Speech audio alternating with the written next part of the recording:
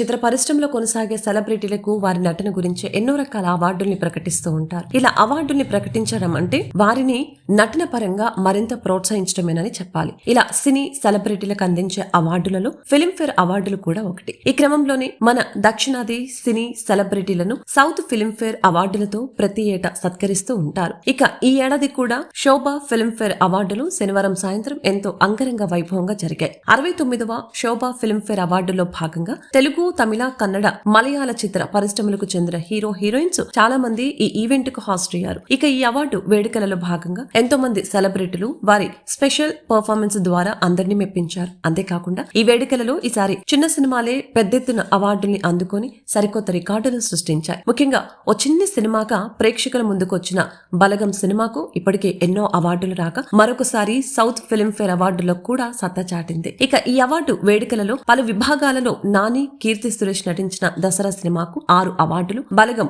3, baby సినిమాకి 5 అవార్డులు వరించాయి. తెలుగులో ఉత్తమ చిత్రంగా బలగం సినిమా అవార్డు అందుకుంది. అలాగే ఉత్తమ డైరెక్టర్ గా బలగం వేణు అవార్డు అందుకున్నారు. ఇక దసరా సినిమాకు గాను ఉత్తమ నటులుగా నాని, కీర్తి సురేష్ అవార్డు అందుకున్నారు. Best film critic award baby సినిమాకి రాక అలాగే ఉత్తమ నటి క్రిటిక్స్ బేబీ సినిమాకి కూడా వైష్ణవి చైతన్య అవార్డు అందుకున్నారు. ఉత్తమ సహాయ నటులుగా రవితేజ, వాల్తేరు వీరయ్య, బ్రహ్మానందం, రంగమార్తాండ సినిమాలతో నటించినందుకు అవార్డుల్ని అందుకున్నారు.